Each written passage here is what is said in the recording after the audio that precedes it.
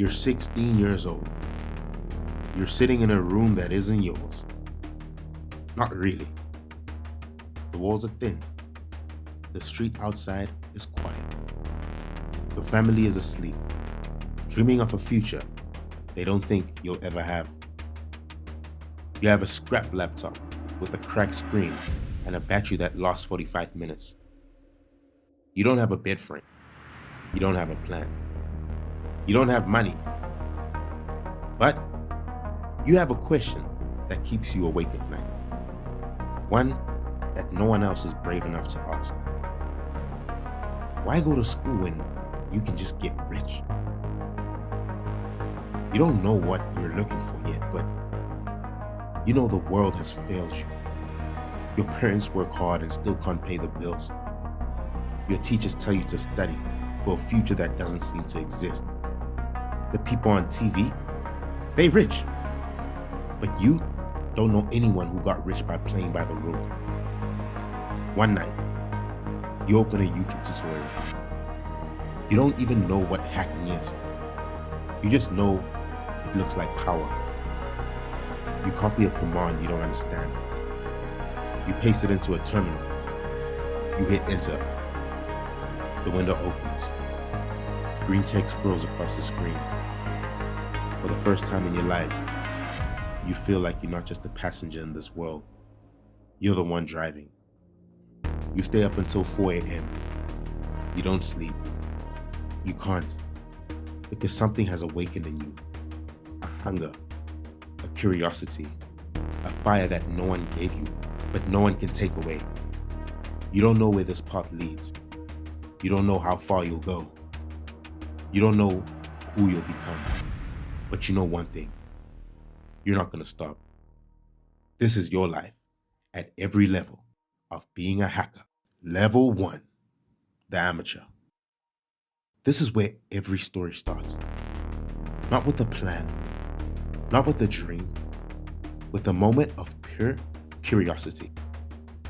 You're 16. You're broke. You're angry at the world. But you don't even know why yet. You just know the world owes you something, and it's not giving it to you. You start watching videos, hackers in movies, hacking in real life. You don't even know what half of it means, but it looks like power. It looks like control. You copy commands, you paste them into terminals. You don't know what they do, but they work. A window opens, a prompt blinks, and for the first time, you feel like the system is responding to you.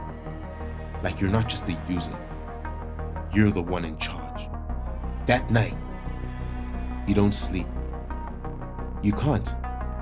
You feel something you've never felt before. Agency. The world has always happened to you. School happened to you. Poverty happened to you. The future was something that happened to you.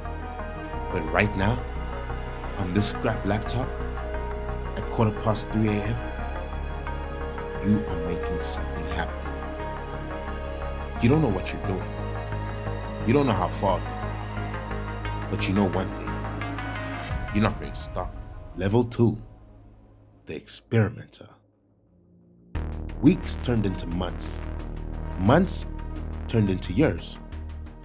You stopped watching tutorials. You started building your own tools. You learned how networks work. You learned how they don't work. You started seeing vulnerabilities everywhere, like cracks in a wall no one else noticed. One night, you find something, a vulnerability in a municipal billing system. Not a critical one, but a door that shouldn't be open. You don't steal anything. You document it. You send an email to the IT department telling them exactly what you found. You don't even want money. You just want them to know. An email sent.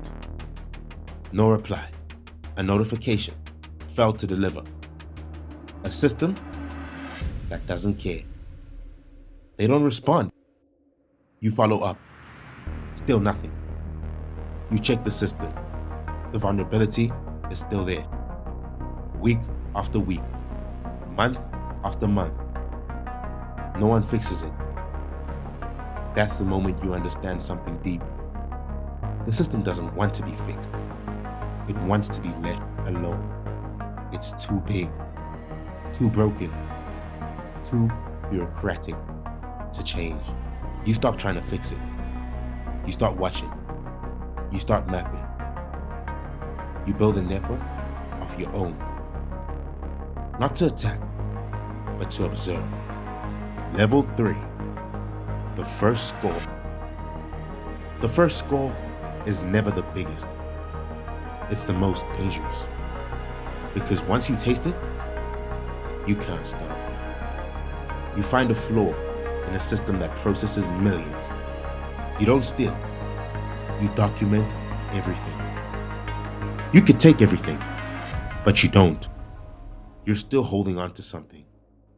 Maybe a sense of right and wrong. Maybe just fear.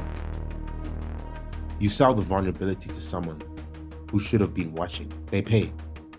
Not millions, a few thousand. But the door is open now. A crypto wallet, a balance, a growing number, green arrows. The first 10,000 changes you. You start thinking differently. You start seeing everything as a potential score. You start watching others who are already rich, politicians, executives, people who were born into the system you had to break into. You keep going. You get better. You stop documenting and start taking. You start building a network of identities, burner phones, fake IDs, offshore wallets. You start moving money through systems that were designed to track it. The system fails you, so you fail the system. You have a safety net now. You're not afraid anymore. And that's when things get serious. This is where you stop being a kid. You stop being an amateur. Level 4, the operator. This is where you stop being a kid. You stop being an amateur. You're an operator now. Your tools are professional. Your approach is systematic. Your targets are strategic. You don't attack random systems anymore. You attack systems that will pay. You're not just looking for vulnerabilities anymore. You're looking for patterns. You're learning how businesses think, how governments fail, how human error creates doors that shouldn't exist. You automate scripts that run while you sleep, botnets that scan vulnerabilities, tools that cover your tracks without lifting a finger. You build a reputation, not your real one, but an alliance. People don't know your name. They know what you can do. You stop trusting anyone. You start seeing everyone as a potential threat, even your closest allies. You learn something else. The only way to build and to stay ahead is to build something way bigger than yourself. So you start recruiting. Not for money, for mission. You find people who are angry, curious, and willing to break rules. You build a loose network, a cell, a team, and together, you become more than the sum of your parts. Level 5, the ghost. This is the level they don't tell you about in the movies, the ghost level. When you've made enough enemies, you stop sleeping through the night. Every notification could be a threat.